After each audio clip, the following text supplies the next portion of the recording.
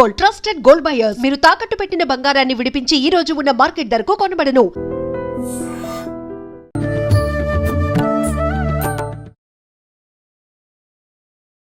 నమస్కారం, welcome to iDream. ధర్మ మార్గం విత్ విజిత కార్యక్రమానికి స్వాగతం. ప్రస్తుతం మనతో పాటు ఉన్నారు శ్రీ శ్రీ శ్రీ ఆనంద శివకామేశ్వరి సన్నిధాన వ్యవస్థాపకులు శివకామేశ్వరి ఆనందమయ్య అమ్మగారు. ఇప్పుడు అమ్మతో మాట్లాడి మరిన్ని విషయాలు తెలుసుకుందాం. నమస్కారం అమ్మా. శ్రీమాత్రే నమః. అమ్మా, కొంతమందికి పుట్టిన తేదీ ఇవన్నీ కూడా ఆ సందర్భంలో రాసి పెట్టేవాళ్ళు లేకనో ఎందుకో తెలియదు గానీ, అలా రాసి పెట్టడం జరగదు. అలా అని గుర్తు కూడా ఉండదు. పెద్దవాళ్ళు ఉన్న వాళ్ళైతే సరే, వాళ్ళు కనీసం గుర్తు చేస్తారు. లేని వాళ్ళు ఉంటారు. అలా రీజన్స్ ఏమైనా కొంతమందికి పుట్టిన తేదీ అనేది కరెక్ట్‌గా ఉండదు. అటువంటి వాళ్ళకి ముహూర్తం ఎలా చూసుకుంటారు? అంటే ఇప్పుడు మనం ఏం చూడాలన్నా గూడా ప్రతి ఒక్కటి జాతకం దగ్గర నుంచి, వివాహ ముహూర్తం దగ్గర నుంచి ప్రతి ఒక్కటి వాళ్ళ పుట్టిన సమయము, ప్లేసు అదంతా ఉంటేనే గాని కరెక్ట్‌గా చెప్పగలము అని చెప్పి అంటున్నారు. మరి అటువంటప్పుడు వాళ్ళకి ముహూర్తాలు పెట్టడం ఎలా సాధ్యపడుతుందంటారు? తప్పకుండా తెలియజేస్తాను. శ్రీమాత్రే నమః. శ్రీ గురుభ్యో నమః. పుట్టిన తేదీ లేని వారికి ముహూర్త నిర్ణయం ఎలాగా? హ్మ్.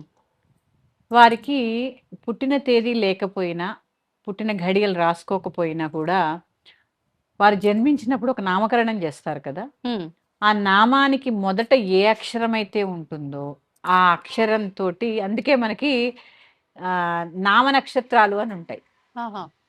మనకి ఏ నక్షత్రంలో పుట్టామో ఆ యొక్క పేరు వచ్చేలాగా, అక్షరం కలిసేలాగా పేర్లు పెడుతూ ఉంటారు కదా! అవునమ్మా. అవును. మన పేరులో ఏ అక్షరం అయితే ఉందో హ్మ్. ఆ అక్షరాన్ని పరిగణించి మన యొక్క నక్షత్రం కింద చూస్తారు. ఓకే. దాన్ని బట్టి ముహూర్తం చేస్తారు. అంటే ఏ పాదంలో ఉంది ఈ పేరు. హ్మ్. 4 పాదాలుగా విభజిస్తారు కదమ్మా ఒక అవును. నక్షత్రాన్ని. ఏ పాదంలో ఉంది అని చెప్పేసి హ్మ్. తెలుసుకొని దాన్ని బట్టి వివాహ పొంతన చూస్తారు. అలాగే ముహూర్తాలు కూడా ఖరారు చేస్తూ ఉంటారు. ఇప్పుడు అంటే మామూలుగా ఈ సమయము అన్నీ ఉండి చూసిన దానికి, ఇలా పేరుతో మొదటి అక్షరాన్ని తీసుకొని చూసిన దానికి ఆ పొంతన కుదురుతుందంటారా కరెక్ట్‌గా? లేదమ్మా. ఇది ఎప్పుడూ కూడా ముఖ్యమైనది మనం ఎప్పుడు పుట్టాము, ఏంటి తెలిస్తే చాలా మంచిది. హ్మ్. కానీ నామ నక్షత్రం అంటారు కదమ్మా! అవును. ఇప్పుడు వారు లేవు. ఏం హ్మ్. చేస్తారు చెప్పండి?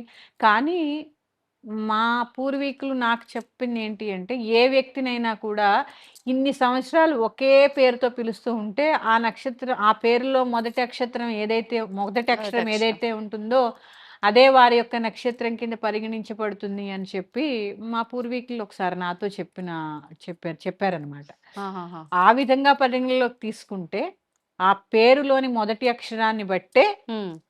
వాడికి ముహూర్తాలు పెట్టడం అనేది జరుగుతుంది. చాలా మందికమ్మా హ్మ్. ఇప్పుడు అవేర్‌నెస్ ఎక్కువై రాసుకుంటున్నారు. పూర్వం అవును. చాలా మందికి ఉండేవి కాదు. ఉండేవి కాదు. ఉండేవి కాదు. అవును. కొన్ని వర్గాలు మాత్రమే అది రాసి పెట్టుకునే అలవాటు ఉండేది. ఆహా! కొన్ని వర్గాలకు ఉండేది కాదు. మరి హ్మ్. అలాంటి వాళ్ళకి ముహూర్త బలం ఎలా చూసేవారు అంటే, అవును. వారి యొక్క పేరుని బట్టి వెంకన్ననో, నారాయణనో, సుబ్బారావనో ఏదో పేరుంటుంది గదా! ఉంటుంది. ఆ పేరులో మొదటి అక్షరం ఏదైతే దాన్ని బట్టే చక్కగా ఆ యొక్క చూసారు. ముహూర్త నిర్ణయం అనేది హ్మ్. జరుగుతూ ఉండేది. అలా చూసి వివాహాలు చేసుకున్న వాళ్ళు కూడా అందరూ బాగున్నారు కదమ్మా! అప్పటి వాళ్ళంతా బానే ఉన్నారు బాగున్నారు కదా! కదా! హ్మ్. పైగా ఏంటి అంటే, మనం పుట్టిన టైం కూడా కరెక్ట్‌గా తెలిసుండాలి. ఆ! అంటే ఒక గడియ పాటు అటు ఇటు గూడా ఉండకుండా కరెక్ట్‌గా సమయం ఉంటేనే కరెక్ట్‌గా మన జాతక విశ్లేషణ కరెక్ట్‌గా ఉంటుంది. హ్మ్. హ్మ్. ఎంతమ్మా అంటే గడియ అంటే అంటే పుట్టిన సెకండ్, సెకండ్స్‌ని బట్టి గూడా అంటే ఆ మార్పుండకూడదు. సెకండ్ కూడా మిస్ అవ్వకూడదు. అంటే చూడండి, 8 గంటల 2 నిమిషాల ఆ సెకన్లుంటాయి అవును. గదా! అది గూడా అవసరం. ఓహ్! అది గూడా ఓకే. అవసరం. ఓకే. హ్మ్. అప్పుడంటే ఆ జన్మలగ్నంలో ఏ ఏ గ్రహాలు ఎక్కడున్నాయి మన పుట్టినప్పుడు అనే అవును. దాని మీదే మన జాతకం ఆధారపడి ఉంటుంది కదా! హ్మ్. దాన్ని బట్టే మన జన్మ జాతకంలో ఏ దోషం ఉండి, ఎప్పుడు ఏ గ్రహం ఉంటుంది, మనకి ఎప్పుడు ఏ గ్రహం యొక్క అది యొక్క ఆ దశ నడుస్తూ ఉంటుంది. హ్మ్. గురుదశ, శుక్రదశ, శని మహర్దశ ఇలా ఉంటాయి కదమ్మా! అవును. అవును. ఇవి ఎప్పుడు ధరుస్తూ ఉంటాయి అనేది తెలుస్తుంది. తెలుస్తుంది. అలా లేని సందర్భంలో దీన్ని బేరీజు వేస్ట్ చేసి వేసుకొని అది చెప్పడం జరుగుతుంది. కానీ అమ్మ, మీరన్నట్టుగా ఒకప్పటి కాలంలో ఇవన్నీ లేకపోయినప్పటికీ ఆ పేరు ద్వారా చూసారో, ఎలా చూసారో మొత్తానికి ఇప్పటి వరకు అలా దంపతులిద్దరూ కలిసున్న వాళ్ళు గూడా కొంతమంది మనకు చాలా చక్కగా కనిపిస్తూ అందరూ ఉంటారు. ఉన్నారమ్మా. కొంతమంది ఆ! కాదు, అందరూ. ఇప్పుడు ఎందుకంటే నాకు తెలిసి చాలా మంది మా ఊర్లో హ్మ్. గ్రామాల్లో చెప్పాను గదమ్మా! చాలా మంది రాసుకునే అలవాటు ఉండేది లేదు. కాదు. అవును. అలాంటి వాళ్ళకి ఇట్లా ఆ, మా పెద్దవాళ్ళందరూ పెట్టేవారు. పెట్టి చక్కగా ఉన్నారు వాళ్ళు. ఉన్నారు. చక్కగా ఉన్నారు. కానీ ఇప్పుడు అన్ని కరెక్ట్ గా చూసి చేసినప్పటికీనే అన్ని కరెక్ట్ గా ఉంటున్నాయా అని అంటే ఉండట్లేవు. అంటే ఇక్కడ ఏమైందంటే అమ్మా, అక్కడ మనిషి మనస్సు, మనిషి ఆలోచన కరెక్ట్ గా ఉండేవి. ఉమ్, ఇక్కడ మారుతూ వస్తున్నాయి కదా, అవును కాలాన్ని బట్టి ఆలోచనలు, ధర్మాలు, అవును. మనిషి కూడా మారిపోతున్నాడు. ఉమ్, అక్కడ విలువలతో కూడినటువంటి మనుషులు ఉండేవారు ఉండేవారు. చిన్నప్పుడు. మా చిన్నప్పుడు మా పూర్వీకులు తీసుకోండి, మా పూర్వీకులనే కాదు మీ పూర్వీకులైనా కూడా ఉమ్, కొన్ని విలువలతో నిండినటువంటి సమాజం అదంతా. అవును.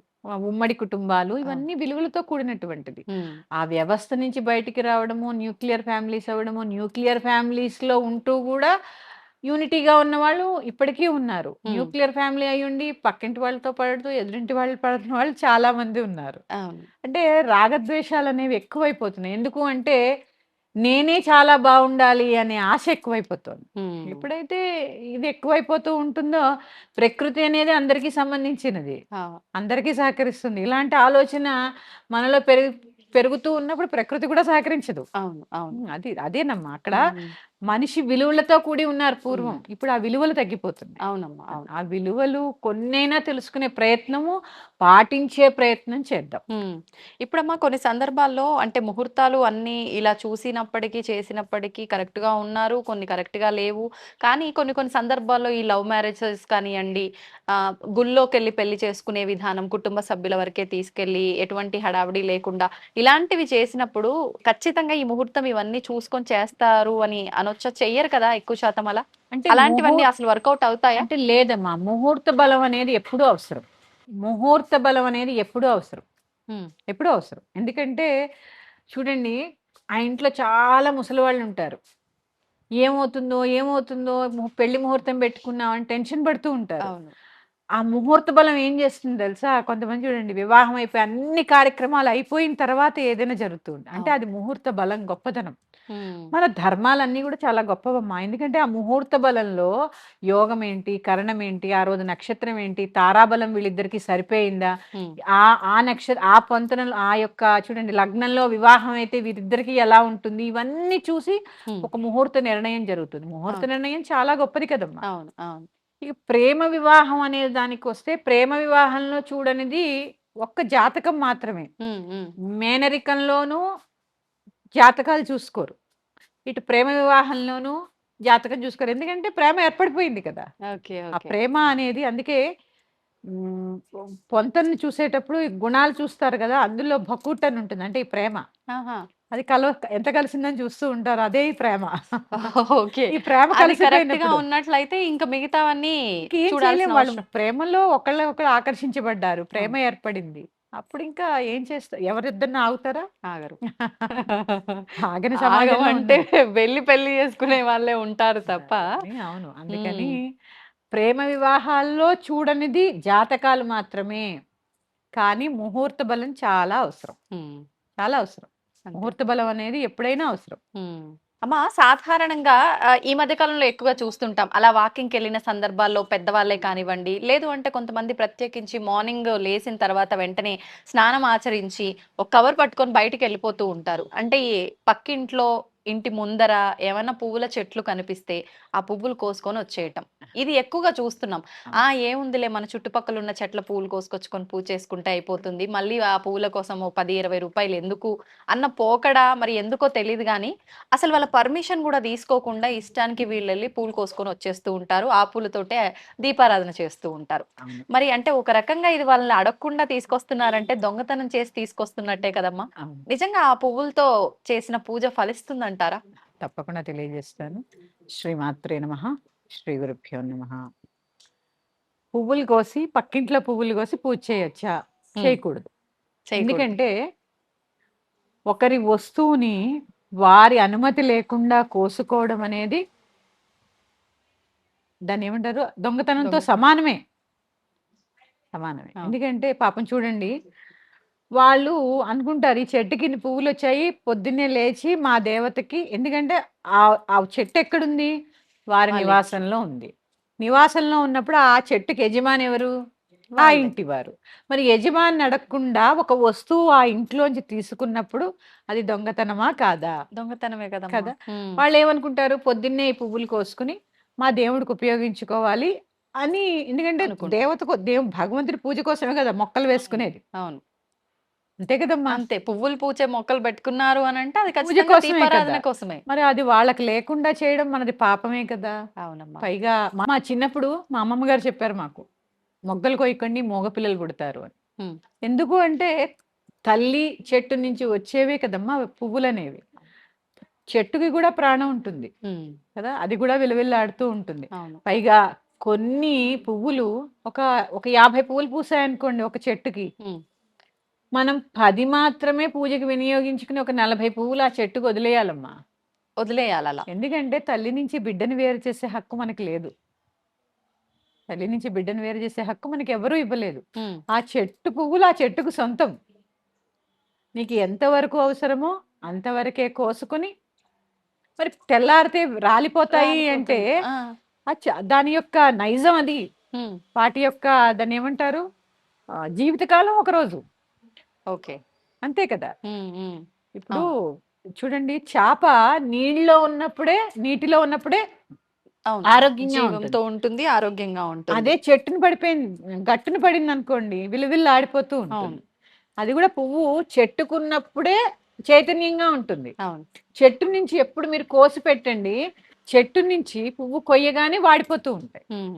అంటే మనకి పూజకి ఎంతవరకు కావాలో అంతవరకే వినియోగించుకోవడం మన ధర్మం. కానీ అమ్మా మీరన్నట్టుగా అది వాస్తవమే. కానీ మరుసటి రోజు అలా రాలిపోవడం కన్నా, ఆ రోజు మనం కోస్తే అది భగవంతుడి పైకి చేరుతుంది గదా! అది మంచి కాదంటారా మరి? అందుకే ఎన్ని అవసరమో అన్ని అన్ని తీసుకోవాలి మాత్రమే. గానీ మరీ చెట్టుని దులిపేయకూడదమ్మా. హ్మ్. పూజకి పువ్వులు అవసరం. అవసరం. అసలు లలితా సహస్రనామం మీకు తెలుసు కదా! హ్మ్. చైతన్యార్ఘ సమారాధ్య చైతన్య కుసుమ ప్రియ.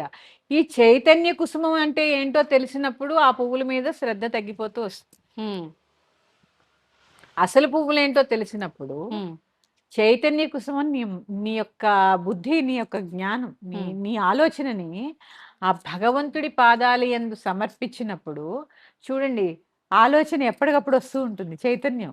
అవును. నీ ఆలోచనలోనే నువ్వు భగవంతుడిని నిలిపినప్పుడు అదే హ్మ్. చైతన్య కుసుమం. ఆ! ఇలాంటి చైతన్య కుసుమాల గురించి మనం ఆలోచించాలనే ముందు ప్రాథమికంగా ఈ కుసుమాల గురించి పూజ చేయమని చెప్పారు.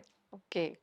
ఎందుకు చూడండి ఒక్కొక్క పువ్వుకి ఒక్కొక్క ప్రత్యేకత ఉంటుంది. అవును. ఇప్పుడు పద్మం తీసుకోండి ఒక ప్రత్యేకత. హ్మ్. కదమ్మ వృక్షం తీసుకోండి ఒక ప్రత్యేకత. హ్మ్. కదమ్మ పుష్పం అమ్మవారికి ఇష్టం. ఎందుకు ఇష్టం? హ్మ్. పిడుగు పడినా గాని గ్రహించే శక్తి ఉంది. హ్మ్. అందుకే ఆవిడ అక్కడ కూర్చుంది. ఎందుకంటే మన బిడ్డలకి ఏ ఆపద రాకుండా కాపాడతాను అని చెప్పడానికే కదంబ వృక్షం ఉంది. అంటే నీ నెత్తి మీద ఎలాంటి పిడుగు పడ్డా నేనున్నాను నన్ను నమ్ముకో అని చెప్పడం. ఆ!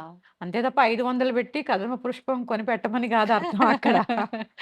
అందుకే అంటే అమ్మా ఎప్పుడూ కూడా మనం ధర్మంగానే ఆలోచించాలి పూజ విషయంలో. హ్మ్. ధర్మాన్ని రక్షించు, ధర్మం నిన్ను రక్షిస్తుంది. హ్మ్. ఇది తెలుసుకోండి. ఓకే. అందుకని పువ్వులు ఎన్ని అవసరమో అన్నే కొయ్యండి. గరుడ పురాణంలో కూడా చెప్పబడిందట. ఏమనమ్మా? చాలా మంది ప్రవచనకారులు కూడా చెప్పారు. హ్మ్. పెద్ద పెద్ద మహానుభావులు మనకి చాగంటి వారు గాని, హ్మ్. గరికపాటి వారు గాని, సామవేదం వారు గాని హ్మ్.